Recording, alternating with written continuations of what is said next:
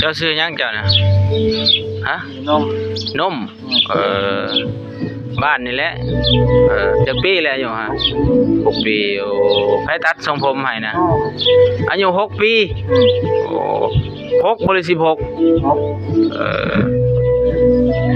บ่ดอกไผตัดผมให้น้อยตัดฮะโนบักโนโนใช่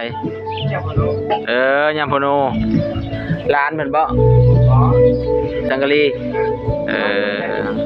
บ่เฮียนห้องใดแหละบ่ได้เฮียนหากันอยู่6 ปีโอ้ทรงผมคักเนาะบ่ได้ไปเล่นปีใหม่บ่ปีใหม่บ่ได้ไปเล่นบ่เนาะพี่เนี่ยมือกล้องพี่เราคนบ่อยากนะปานใดเนาะคนบ่เต็มร้อยก็ห้องพ่อพี่น้องเนาะแต่ว่าเราก็มีความสุขได้เราก็บ่ได้โศกเศร้าเนาะ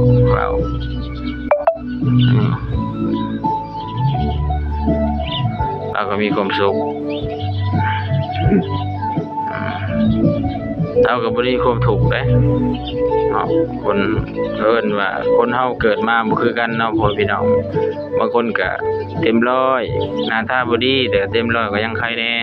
บางคนหน้าตาดีบ่เต็มร้อยก็บ่อยากปานใดเด้บางคนผัดเป็นเปี้ยเป็นรอยเป็นโปลิโอแบบนั้นก็บ่อยากปานใดเนาะแล้วแต่ความสุขให้มันเนาะเจ้าก็มีผู้สาวนำเขาบ่มีงามบ่ผู้สาวเจ้าไผผู้สาวเจ้าในบ้านใดบ่ฮู้มันถ้าว่ายังบ่ทันมีก็บ่ฮู้เนาะมักบ่ทรงผมแม่นี่เจ้ามักบ่นั่งก่อนบ่พอไป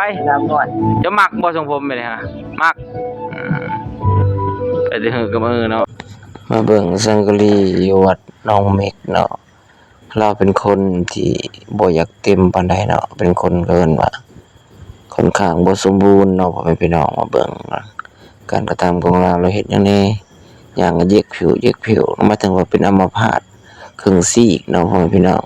เป็นอัมพาตครึ่งซีกเราก็มีความสุขเราก็ได้ยิ้มแย้มแจ่มใสเฮ็ดเวียกช่วยพ่อแม่ครูบาอาจารย์นั่นแหละเราก็ได้เพิ่นให้หยังใส่หยังก็เฮ็ดบางเทื่อก็ตื่นนั่นบางเทื่อก็ตื่นนั่นนี่เนาะความสุขของเรายิ้มอยู่ตลอดเวลาได้เราบ่ได้มีความทุกข์ได้เนาะคือกินนั่นกินนี่ไปเอาน้ำไปหัดเอาน้ำมื้อนี้เขาก็บ่ได้ให้เราเนาะเขาก็บ่ได้ให้เราได้ไม่ค่าเมียงเขาเห็นเราบ่สมบูรณ์เขาก็เอาให้เราเนาะเราก็เก็บอันนั้นเก็บอันนี้